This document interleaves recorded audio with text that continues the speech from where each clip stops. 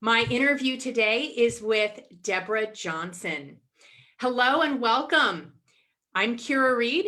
Thank you for joining us today. Our guest today is Deb Johnson, Director of Business Development at MCA Accounting Solutions, a boutique accounting firm primarily focused on the cannabis industry. Hi, Deborah, welcome. Hello there. How are you today? So great to be here today. Thank you for having me. It's wonderful to have you. Welcome to Smart Women. Deborah has extensive knowledge and networks in entrepreneurship and early stage investments, with a focus on the cannabis and hemp industries. As an experienced manager in program and partner development, she has directed investor relations with angels, family offices, and funds. She has led or partnered with various angel investment groups, including ArcView Ventures and the ArcView Group. She serves on the NCIA Banking and Finance Committee and is on the advisory board for Cannabisiac, an incubator accelerator serving the cannabis and hemp industries. She's an ambitious executive who creates strategic alliances with organization leaders to effectively align with and support key business initiatives. Adept at influencing opinions, building consensus, and engaging stakeholders at all levels, she enjoys working within communities to create an atmosphere of trust and respect with a strong commitment to the value of diversity. Wow, it's so great to have you with us today, Deborah. Thank you. Thank you so much. I'm looking forward to sharing more of that with everybody who's joining us here today. Well, you are without a doubt one of the most influential women in cannabis funding. And you have built an incredible network that literally expands the US. And I've known you for about 3 years now, but I really don't know your story. So how did you end up in finance, investing specifically? And then how did you land in cannabis? Absolutely. Absolutely. Happy to share that. So when it comes to the finance, I moved over here to Naples, Florida, back in 2008. And one of the underlying themes of my passion in terms of engaging has always been community development. And so any sort of job that I've ever picked up always has a community development angle to it. And ultimately, over here in Naples— Deborah, we've just lost your audio. Okay. There you go. Okay. So I ended up getting involved with the angel community here in Naples, Florida, running the Gulf Coast Venture Forum, and really falling in love with both the passion and power of angel investors to write those checks, as well as those scrappy entrepreneurs who were working at developing a company. And ultimately that company would end up hiring people at above average wages and really forming a community around it and making an impact, as well as offering a return to the investor greater than philanthropy, which frankly 9 out of 10 of those checks are, but it's an opportunity to really make an impact and a profit at the same time. And so ultimately I ended up taking over launching the Keiretsu Forum Miami chapter for a couple of years, really focusing on that Series A, life sciences, technology, consumer products. And 4 years ago, I had a good friend of mine who had raised money through the ArcView Group, and he asked me what I thought about joining the ArcView Group. And I thought it was fabulous. I happen to be a single mother of a child and a consumer of cannabis for decades at this point. And I was always very, very nervous about my child being taken from me because of my medicine that I was taking. And so I've always been sort of in the closet and behind the scenes regarding that consumption. So by the time 4 years ago, my daughter had actually grown up out of the house, and I felt really comfortable coming out into the forefront and really advocating for this plant that made such a difference in my life.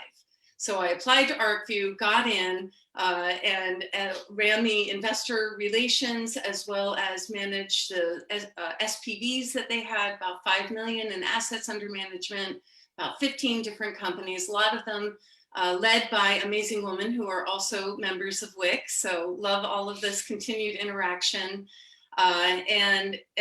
It's been, that was really my entree into the cannabis industry, and what an exposure that was. I mean, ArcView, had multiple conferences with thought leadership from the stage all of the time, and certainly seeing a long time history, 10 years. So you saw a lot of companies that were pitching in the beginning that have now grown and really being leaders in the industry, as well as newcomers coming in. So it was a great opportunity to teach people about this kind of new nascent industry. And then, in the past year, there's been a lot of changes with COVID and everything. And that's how I ended up finding my way to work with Harry Shurik and My Cannabis Accountant. Nice. And so you've been in the industry for 3 years. You came in not having a lot of exposure to cannabis in a professional setting. And yet in 3 years, you have built this massive network. How did you do that in such a short period of time?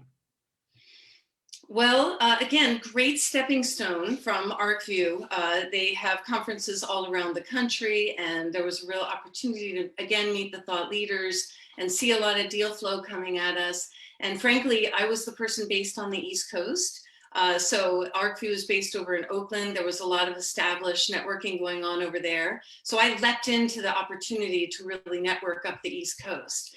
And I love putting people together in good ways. So that's certainly my forefront. And that leads also to me really wanting to get the Woman Investor Network up and running and really gather women funders and founders and C-suites and keynoters to really lift each other up and provide a platform. And again, really found the foundation of why I joined you and loved the work that WIC was doing, is to gather these women and help educate them and put people together for a higher purpose. So that you meet a lot of good people that way. Very true. And we are very grateful. Deborah is a founding member of Women Empowered in Cannabis, and we could not be more grateful for her support. So thank you very much, Deborah. Appreciate that. So you have been a woman in finance for most of your career. What has that been like for you? And has it been a different experience for you in cannabis?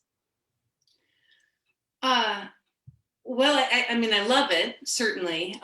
Getting involved in forming these companies and helping them scale and grow is something fantastic. But I am, I have been one of the few women in the room often.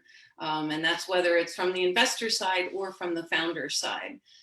So that it was glaring, that sort of lack of female energy. And so that's why it was so important to me to form with other angel groups and such to help gather these women around and help us understand that messaging that women are giving. So it's frustrating to see the lack and such, but I don't know that it necessarily is any different in the cannabis industry than it is in the traditional market. The one thing that is frustrating about the cannabis industry is that there wasn't necessarily a pre-built glass ceiling to it. And so, this industry really didn't have that sort of legacy of corporate structure to it. And it was a real opportunity and a window for women to be able to step in and take their place. And they did initially, but as it began to formalize and as more money came to trickle in, you could see that the women were starting to be pushed out and losing their traction. So we have a couple of really strong pioneers in this industry that are really fighting for that traction and our voice at the table. And it's just something we have to continue to plug away at. So what are some of the things, as you've been working with women in the industry, what are you seeing as the biggest pitfalls that especially women are making when it comes to getting funding? Because we all know they're at 0.3% or something abysmal like that. So what can we do to change that ourselves? And then what do we also need to do to change that from the outside? Because it isn't all us that's the reason we're only getting infinitesimal piece of the pie. Sure. Well, I think it's important to work your network. And I think that oftentimes women take the position that they have to do it by themselves and that they need to prove themselves in that manner. And so not necessarily taking advantage of their network and sharing what the work is that they're doing in order to recruit people to, advocate, refer, provide feedback, things like that. The other thing that I've learned certainly is a matter of tone, inflection points, language being used, and knowing your numbers, frankly. So a lot of female entrepreneurs would come and present, but they wouldn't really know their numbers. And they would say, oh, well, my CFO knows those numbers and you could talk to my CFO. And they really deferred it. And if you're going to be a founder and you're going to start operating a company, you really need to understand your numbers, because you need to understand what things are going to happen and how that impacts your company in various ways, and how you're then consequently going to react to it. And if you don't understand that, you're not necessarily in a position of leadership in your company. And so you can't defer that conversation and that knowledge. And that's something really, really important. And then you asked about what everybody else can do as well. I think that it's important to have these conversations. And I know, at least for myself, for example, when I'm seeing people host various events and they're putting up thumbnails of the different speakers and such, if I see that there's not really a part of diversity within that panel, I literally will reach out to the organizer. I'll find out who that organizer is. I will reach out to that organizer, and I don't just complain, but I offer a solution. And I say, look, I've got, at least 3 different people, and LinkedIn, that I would really offer up an introduction. I think they'd really add to the diversity on your panel. So I provide a solution, and, most of the time, pretty much all the time, everyone has said thank you and taken me up on it and gone forward with that. So I think it's important to speak up, but I think it's also important to provide solutions. And I think it's great to provide a platform for us to get to know each other and help lift each other up. So something like this is so appreciated, because this is the opportunity for people to be exposed to the knowledge and the network, and hopefully think of me at some point in the future to be able to provide some assistance to somebody in some way. So let's talk about MCA. You joined them this year. Mm-hmm.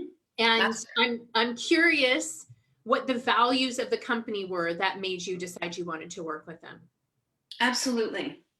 So I met Harry 4 years ago at one of my first ArcView events. He was an accountant for a very high-end dispensary out of Washington State, and they were coming to pitch for fundraising, and he came along as their accountant. So I had a chance to meet him, and really got to appreciate everything that he brought to the table with MCA.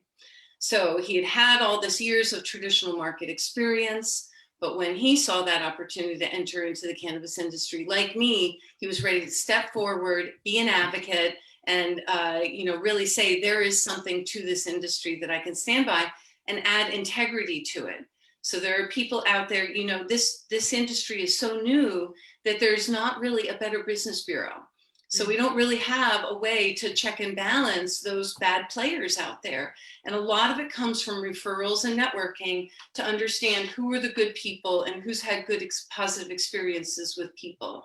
And so that's what I found with Harry, was that he had that integrity. He had a network. He worked hard at the network within this industry as well. And, he's going to put his signature or his team's signature at the bottom of a federal document. He's going to make sure that it's done properly. But he has the knowledge and understanding with which to really help people do the best they can financially within this industry, which, especially if you're touching the plant, you have that 280E consequence. It takes some work to have a successful company in that kind of an environment. So having someone that you can work with to structure your company properly, and find the right application of everything was really important, and that's what I valued. And then he's been my friend as well as a professional acquaintance for many years, and he's really always stood behind women and diversity, and he has diversity on the rest of his team as well. And that was something important to me. And it was great when I came on board, he was already engaged as a sponsor with WIC. And so, that was just affirmation that we're all headed in the right direction.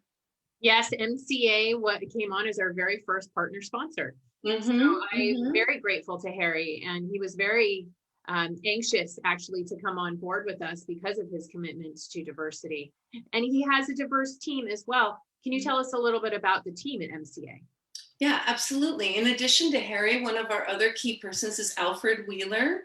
And our main office is based over in Atlanta, Georgia area. I happen to be sort of the person down south or further south.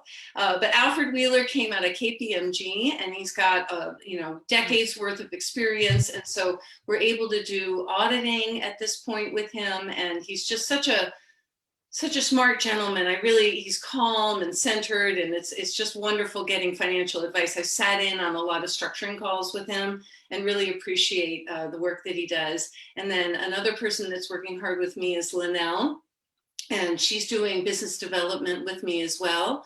And Brandy Shurik is also on the team. And then we have about a dozen or so accountants and bookkeepers and such in the office as well. That's a big operation. So we're able to handle anything from that bookkeeping and payroll through the taxes and audits, quarterly financials, fractional CFO work, multi-state operators, CBD, hemp, but we do love to be in this industry, in this niche. This is our passion, and we want to see companies do well. And it's great because we can really handle anything from a startup, who doesn't need a huge accounting bill, through the multi-state operators.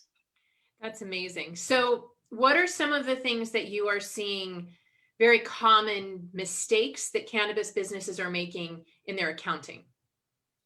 Sure. Well, seems simple, but right off the bat, you would have naming the company.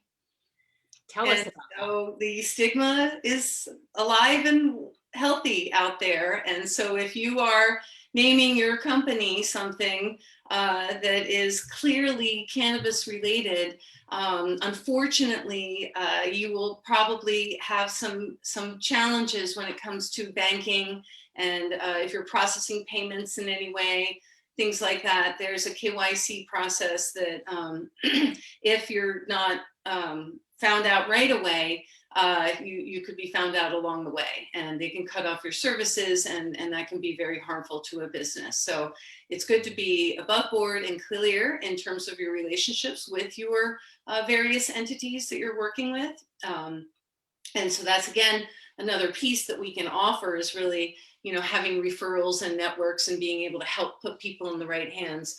But you do want to be clear about that so you don't find yourself high and dry in terms of access to services and such.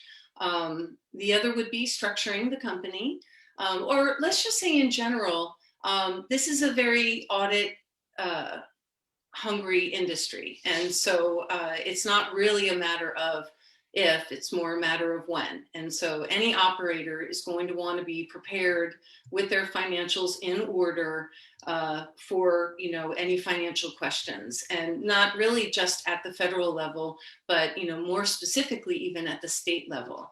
There was just a really great article I was reading the other day about the state of California, who is hiring up in their audit team to go out, because 3 years ago is when recreational went legal. And that's how far the look back can be on taxes, is 3 years. And so they want to make sure they step in now and don't miss anything that's happened since the recreational happened. So it's things like that you really, and they have the money and wherewithal to pay for the people to come in and really check up on you, even more so than the IRS does. And are you finding that there are companies that are aligned with more of or they've got hemp and then they've got cannabis, and they're trying to kind of meld them both together? I've seen that quite a bit in California, and I've warned a couple of companies, if you try to write anything off, you're going to end up with some issues combining these two. One is federally legal and one is not. And then you end up with a massive tax bill because you're trying to grow one under the other and write it off. Is that right? Oh, well, I'm not offering any advice per se. Let's just be clear on that. So I'd have to say that it would depend on an individual, organization as to what might be right or wrong for them. But I will say that even within one entity, we often talk about the opportunity to possibly break that out into multiple entities just to limit liability and possibly again, just help with that exposure, especially if you're with 280E. The key is that you have to assure that you're not showing interdependency in between the entities. You would want to make sure that they are clearly two different entities if you're going to break them off. So, when it comes to liability, generally, you just want to put those buffers around and keep things as disparate as possible. So how is MCA working with companies that may not necessarily have their act completely together? All day, every day. All day, every day. So what is the process like for a company coming to you that says, I don't really know what I'm doing. I've been trying to follow the rules. I haven't been keeping great books. Help me get my stuff together so that I'm good. I'm tight. I'm clean. There's the stories of, well, I met an investor at a gas station with a suitcase full of cash and he handed it over and I don't really have any records and I don't actually remember who that was. Or, here's a piece of land and that's part of my investment or something like that. So it comes at you every which way. And, we certainly actually really want to help those who have been in the illicit market move into the legal market. So we've again been in this industry for many years and really seen it all. And the idea is to really help people make that step forward. So it's scary, especially when you pull back the covers on your life. I mean, the accountant's really that person who knows a lot about you and what you've been doing. So it is a big reveal and there's a lot of trust factor that goes on with that. And again, that's where that integrity comes in, that, we can really demonstrate and provide referrals showing, how carefully and cautiously we've been in terms of working with people. So it's just we have a secure server and, we sort of walk people through. Generally, most things can be done remotely. So you don't have to be, it's COVID friendly is I guess what I'm trying to say. It can be very easy in terms of interacting with the secure server. And again, having the history and the knowledge and the ability to sort of coach and walk people through getting themselves in order is what we do every day. So, and you have an audit, right, that you do with people. We can as a service to start and really show them, here are the places where you need some shoring up. Here are the places where you're really strong. Can you tell us a little bit about that? That would be maybe more of a review process as opposed to a formal audit, which is, much more intense and expensive and everything else. So, but in general, when you're onboarding people, you would obviously have a review and a way to sort of, make sure that all the I's are dotted and the T's are crossed. Wasn't there something that you were giving away in our House of Jane? I thought it was. Oh, well, certainly a 3-year look back on taxes. Absolutely. Okay. Yeah. Again, that 3-year thing that we were talking about is really important. So we are able to do that. And, again, having had thousands of tax returns through understanding the structure and what your entity is, it just takes a quick glance to understand if that is, clearly within expected boundaries of what you should be getting on a return or so. And I will also say that we have a CanFam process going on now where we want to make sure we're taking care of the personal tax returns of all of the various corporations that are coming through us as well. So, if you're looking to have your personal taxes taken care of, we're happy to help with that as well. And can you help sort through the PPP loans and stimulus that's coming out? Is there anything that cannabis industries can expect or cannabis businesses can expect out of that stimulus? Do we qualify for anything?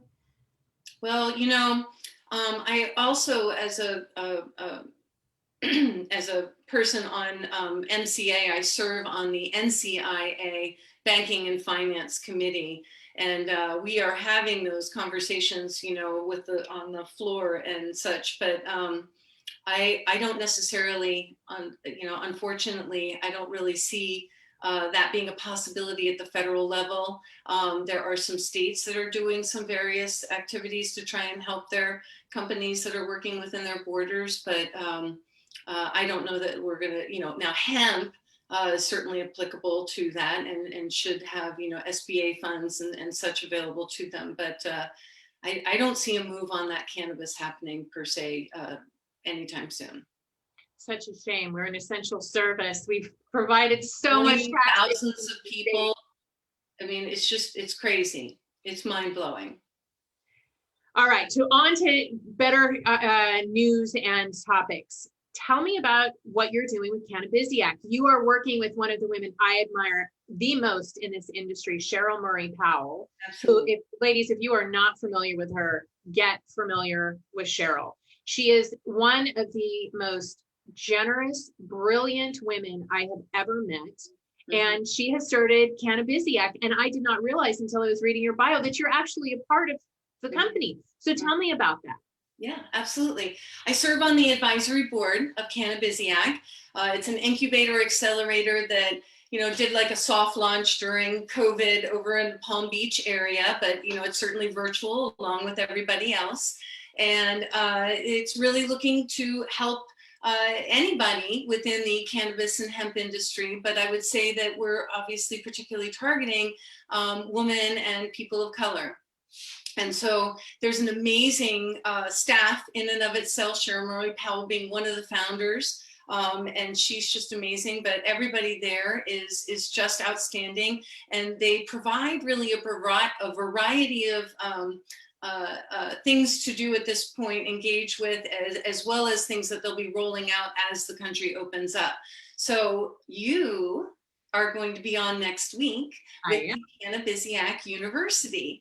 So I'll have you share a little bit about that, but that's an education piece that happens once a month. And we pick, 4 front leaders in the industry to share on a different topic. We also have I think it's tonight, is the Hemp Happy Hour. So that's once a month, and we get together and it's a nice business networking where we get to introduce ourselves to each other and ask questions and share knowledge and such. There's also a Book of the Month club that I absolutely adore, where, they're really picking like relevant, timely authors in the industry who can come and talk with the book club. So, we pick a book and go over it. And so we've had some amazing people on there, or Rosenfeld, Dan Ehrer. So it's just been amazing and enlightening to get through all of those books. So a lot of different programming, and slowly but surely we'll be rolling out more education and such. So maybe, tell us, like, for example, what you're doing next Wednesday. What we're doing next Wednesday? What you are doing on Cannabis University. I'm just going to be talking about women and what I always talk about, women in cannabis. I think that Cheryl is just having me on to supplement the panel and fill out some information. I love that. I'm going to be teaching in June, and I'm doing a fundraising 101 class. Oh, tell us about that. Mm-hmm. Well, I'm doing a blog right now. I'm drafting it with Cliff for NCIA as well. But I really wanted to help people understand what their options are out there. So I really sort of outline anything from debt, whether it's simple debt or revenue debt or equipment debt, or real estate debt, or angel networking, and where to find the angels and how to present to angels, and crowdfunding. Finally, there's a lot of different crowdfunding sources, etc. So I go over some of the details on that. So I'm kind of running the gamut of that early stage fundraising, not the later stage, but that early stage fundraising. Well, that early stage is everything to women in this industry, because so many of them are not looking for $1 million or $2 million. They need 50,000 to make it over the hump. They need 100,000. They need 20,000. And that seems to be the hardest money to raise. Oh, it is. Absolutely, it is the hardest money to raise. Unless you have personal wealth or it exists in an environment that is a wealthy network, I guess I'd say. So Why is it so hard when I just need 50,000? it takes so much faith to be an angel investor. I mean, you really are basing your trust on that founder, and it's the idea is a great idea, and everything, but in the beginning, it's really having faith on that founder, and do you know that founder enough that they can execute on something like this? And it's not always a guarantee, but that's really what it's based on. So you have to tell your story as to why you're the person that can grow and scale their money to a great return. So that's the storyline you have to be able to execute on, and it's hard because it's just a lot of faith, and not everybody can be an angel investor. I mean, you have to be accredited. Now, the definition of accreditation has expanded by the SEC to rightfully encompass people with licenses, et cetera, even if they're not earning or have a net worth of $1 million. But it's hard, in general, to find people who have that sort of balance, to fall in love with your idea and write that check. So and being a good storyteller is a piece of it. I mean, it does take the ability to tell that tale, but you also have to back it up. Even if it is just on that person, you have to understand your numbers. You have to show that you can pull a good team around you. You have to show that you're mentorable and coachable, so that you're someone to work with. And, frankly, I think you have to come from a place of abundance regardless. So when you're operating, you have to understand that you need to like them as much as they need to like you. And so you're getting into a version of a marriage with an investor, and you have to determine, are they going to be passive? Are they going to be active? And if does that dynamic work for you? And can you work with that? Yeah, I guess is what I'd say. So if we were to just blow up the system, blow it all up and start from scratch, how could we rebuild a funding system that was more inclusive and supported more entrepreneurs and where money was easier to access for women and people of color? What would we have to do? What would it look like? Well, that's a lob. I just don't know that we can do that. I don't have that vision. I mean, there's just so much ingrained, that makes us what we are now, between, who's handling the money and how our laws work. I mean, we as women just got access to our own bank accounts. And I was literally looking at a thread of a woman in 2019 who opened her bank account and let slip that she's married. And the next thing she knows, her husband has possession of the account. I mean, it's just, the inequities exist to this day. And so it's just, how do we blow that up? You got to go way, all the way back to the beginning. How our laws were formed, voting rights. I mean, it's just, we can own a business. So, there's a lot in there to turn upside down. But we can own a business, but good luck making it successful with no funding. We'll have a lot of pot and have a lot of dreams about it. I don't know. Is there something that we can put on top of what is in existence already? Is there more government support? Are there foundations? How are we going to lift women and people of color into successful entrepreneurialism? Mm-hmm. Well, I think people are working hard at doing that. So it's people like Wanda, who's, looking at franchising her Simply Pure model and carrying other people up with her. There's people like Chris, who just opened the fund with JW Asset for 100 million, targeting minorities. It's people like that leading the way and showing, and then they, ultimately will show the returns and show that it's winning. and more people will follow. So, it's like the fact that when we get more women on boards and there's diversity on boards, those companies do better. And we now have numbers to back that up. So, part of it's the proof in the pudding, and you have to go through the painful process of, getting there and showing those numbers. But when we do, we need those leaders, those people who are going to get out there, and everybody has to advocate. I mean, that's what we do every day, is advocate, advocate, advocate. So sharing the word, lifting each other up, pointing out an inequity when you see it, calling it out. I think that's bit by bit. Well, I'm interested in seeing what we can do to remove all of those bricks in the wall, because I mean, we're still in a position where we have to get approval from pretty much a white man to say, okay, well, I deem your company and you trustworthy by me, so I'm going to give you money to succeed. And if somebody doesn't come along and say that, I mean, it's broken my heart to see so many businesses owned by women in this industry just fold because they can't get the funding. Yeah, but there are more angel groups focused on this. There are more private equities focused on this. There are corporations that are declaring, they're moving their boards. There are, countries that, insist on that diversity. So we're slowly but surely, but it's tough being the only one in the room, whether it's, a woman or a person of color, transgender, disabled, whatever it may be. It's not easy being the odd one out. But I'm grateful for those people who have the courage and temerity to do that, because we have to get comfortable seeing each other in a diverse world. Very true. All right. So you are on the NCIA board for banking and finance. I'm very curious to hear what you are excited about federal legalization and what are you concerned about from that position?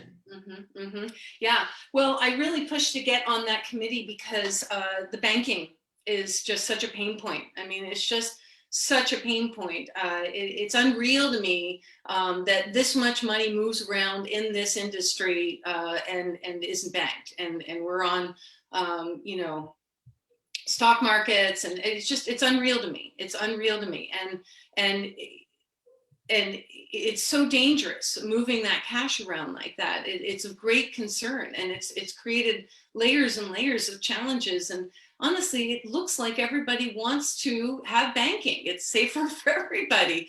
So I don't, so I'm challenged, and I really want to advocate for that. So, and then also just in terms of serving our clients at MCA, I wanted to understand the whole banking scenario and get in there and see what I could do to make a difference and find resources for our people, because it is so challenging to get banked. And even as a hemp person, it's challenging to get banked. So, so I wanted to have those resources.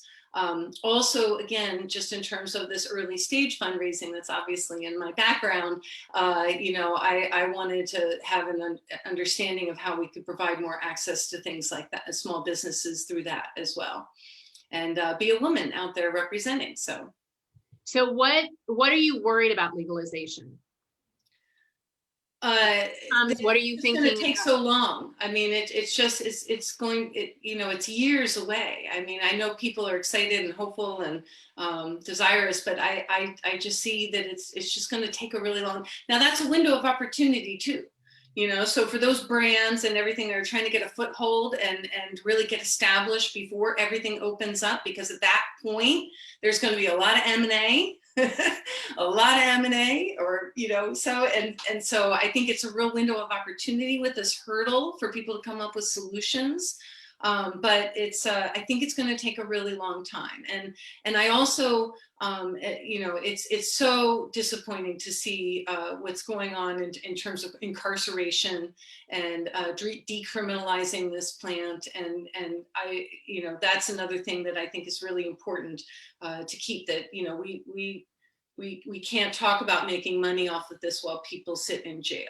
And so making a difference, I'm a huge advocate of Last Prisoner Project and other entities that are doing similar things, and it just it just breaks my heart to think about those people suffering for nonviolent criminals and the generational impact that has. It's just, and so anybody who can set up, a reentry program like LPP does, to try and help people once they not only get out of jail, but get back on their feet and even find jobs within this industry and bring the knowledge that got them incarcerated into the legal life. I think that goes hand in hand with anything else. Agreed. And I was very excited to see that Chuck Schumer, in a very interesting interview with Rachel Maddow, as soon as he became Senate Majority Leader, he said that of 3 issues that are most important to him, one of them was racial justice. And that means expunging records and getting people out of prison for cannabis, because it's not okay that we have an industry of people that are in jail for the very same thing that white guys are now making a ton of money for. Mm-hmm. It's just not okay. And I'm glad that it looks like that will be dealt with before we're addressing legalization, because our industry cannot be strong and healthy as long as we have that in our past that we have not dealt with and addressed yet. So I'm grateful for that. But I've also been hearing more and more that it might be possible pre-legalization to actually deal with the banking issue. It could be. And, it would be great to see that happen. I just think that there are a lot of priorities on the plate right now. And I was surprised when the MORE Act was, or the Cole Memo. I remember in 2017 when that Cole Memo was rescinded, I sat back on my heels and said, oh my goodness, I didn't think that could happen. And it did, and it was lickety split. So, it would be great. And I think, again, for the safety of all, and I think a lot of, the American Bankers Association, et cetera, all want to see this happen. They want to be a part of it, keep things safe, and I think it could be really helpful. I'll keep a candle lit. Is there anything that we can do to push that forward? Oh yeah, absolutely. Contact your representatives and push. Absolutely. They need to hear from you both as an individual and a corporate owner. So I think it's important, depending on if you have different representatives for those different entities, that, you make sure that you're contacting everybody and tell them your story. A lot of people have had a lot of drama surrounding this. And I think it's important for people to understand sort of what kind of a crisis mode that puts people in. And the more stories they hear, possibly the better. So definitely get out there and be involved. Yes, get involved. Call your senators. I mean, none of us expected half the stuff that have happened in the last 4 years to happen. Mm-hmm. So hopefully we'll get the positive end of that the next 4 years, that lots of great things that we never expected to happen will happen. But it really is important. I encourage every woman who has an interest in the industry to call and participate in making this legislation change and putting it front and center, because it is actually something that we can achieve prior to full legalization. And, I've been studying what it's going to take for us to achieve full legalization. And it's a pretty intense process. The president can't just do a sweep of the pen and executive order it. Even though there are now changes that have been made at the UN level around the treaty that we have with our allied countries to not have cannabis legal, it's still, it has to be passed. A long chain that has to be impacted if we go that way. Yep. Mm-hmm. So interesting. We'll keep an eye on that. What are you excited about in 2021 personally and for MCA? Well, personally, I am excited about being involved with these different entities and getting out there and lobby days and interacting with people. And I would say the same for MCA. I think that this industry is growing, and I can't wait to get the chance to go around to some different trade shows and get to meet people, because the virtual is okay, but I think a lot of people share my sentiment. It's hard to form those real connections that we like to form in this industry. So, getting out and speaking more. One of my personal challenges to me was to get out and do more speaking, because I'm not always so comfortable with that. So thank you for helping me launch that. And so, yeah, having that exposure and letting people understand that that they have someone they can trust with their numbers. Would be great. Well, you've done great. Thank you so much. I recommend CBD prior to going on stage or speaking.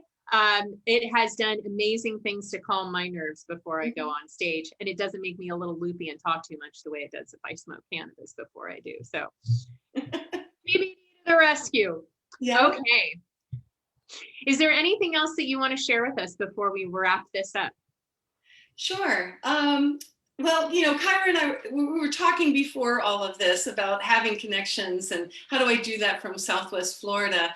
And I think a lot of that has to do with the fact that I really enjoyed, even though I'm an introvert, I love meeting people and I love helping provide networking, connections, assistance, lifting people up. So understanding who's out there is one of my favorite things. So I love going through our Facebook group and scrolling down and seeing everybody. Like I love the photos that you did in terms of people in their workplace and stuff and seeing everyone in their environment. So I just want to say, please reach out. I'm on, IG, I'm on LinkedIn, I'm on Facebook. So, I love getting to know people, and it's well worth my time to build up the network and understand what everybody's doing in it. So don't hesitate, and I'll do my best to, connect with everyone. That is an amazing offer. Ladies, do not let that pass you by. If Deborah has said reach out, reach out. If you've got questions about funding, if you've got questions about accounting, if you want to learn more about MCA and the amazing things they do, reach out. Deborah is so open and awesome.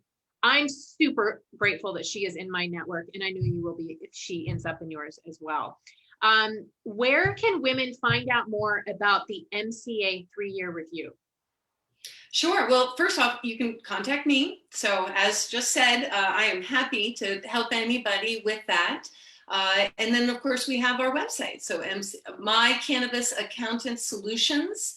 I'm sure we'll be sending around a link to everybody, but which is also on all platforms. So you can reach out to us. And again, I'll take care of you any day. Awesome. Thank you so much, Deborah, for your time and for your sharing your journey with us today. Ladies, thank you for tuning in. We are so grateful to have you as part of the Women Empowered in Cannabis community. If you have not yet joined our other groups, Supply Chain, CBD and Hemp, or the recently added Women of Color, please do so. We've got a lot of great conversations going in there as well. WEIC is a community that provides resources, connections, events, and content to women working in cannabis in the US, Canada, and around the world where there's an interest in cannabis legalization.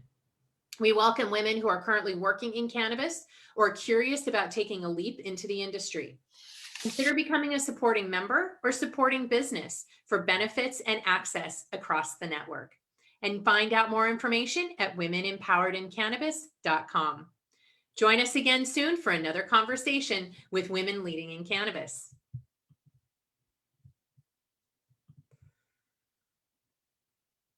All right.